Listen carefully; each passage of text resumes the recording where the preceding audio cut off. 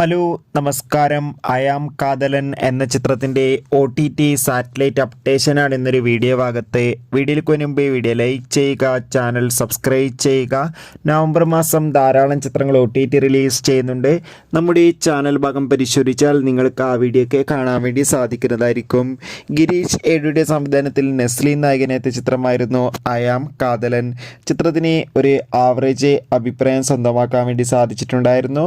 എന്നാലും എല്ലാ സിനിമാ പ്രേമികളും ഒരേപോലെ അയാം കാതലൻ എന്ന ചിത്രത്തിൻ്റെ OTT അപ്ഡേഷനും സാറ്റലൈറ്റ് അപ്ഡേഷനും അറിയാൻ വേണ്ടി കാത്തിരിക്കുകയായിരുന്നു.